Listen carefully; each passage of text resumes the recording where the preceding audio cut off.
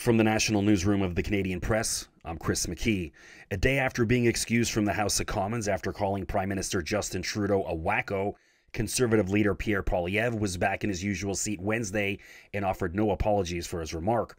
Poilievre was questioning the Prime Minister about his drug decriminalization policies in British Columbia that have seen a major spike in overdose deaths in 2023. According to the BC Coroner Service, there were more than 2,500 suspected illicit drug deaths in the province last year, the highest annual number ever recorded.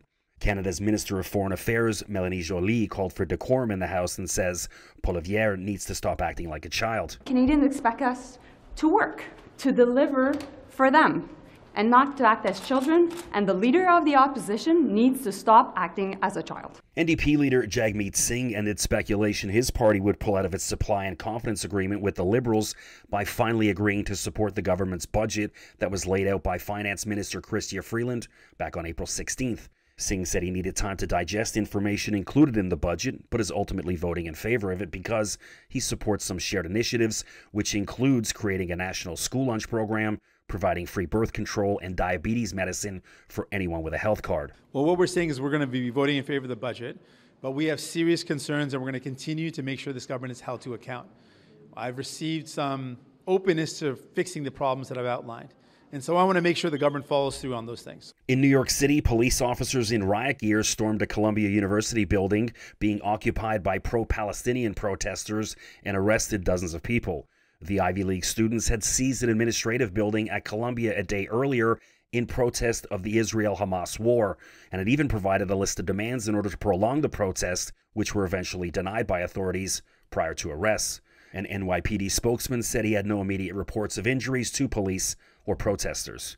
In France, a similar protest was ended by police after they removed dozens of students from the Sorbonne University in Paris after pro-Palestinian protesters occupied the main courtyard on Monday.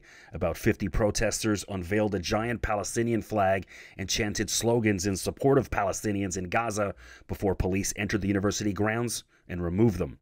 Back in Ontario, the investigation continues into the fiery 401 crash in Whitby that has left 4 people dead, including an infant and their grandparents, along with one of the suspects, following a high-speed chase on Canada's most traveled highway following an alleged robbery.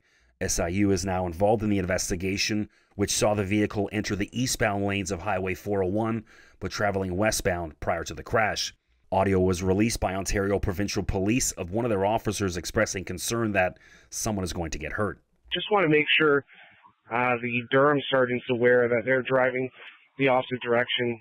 Someone's going to get hurt. In sports, the Toronto Maple Leafs staved off elimination in the Stanley Cup playoffs after beating the Boston Bruins 2-1 in an overtime thriller after rookie Matthew Knies scored just 2 minutes and 26 seconds into the extra period to force a Game 6 back in Toronto on Thursday night.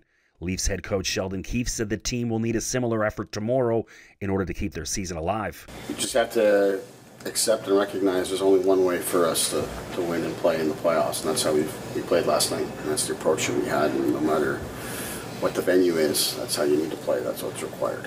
Elsewhere across the NHL, the Winnipeg Jets were eliminated from the playoffs after a 6-3 loss last night to Colorado that saw the Avalanche take the series 4-1.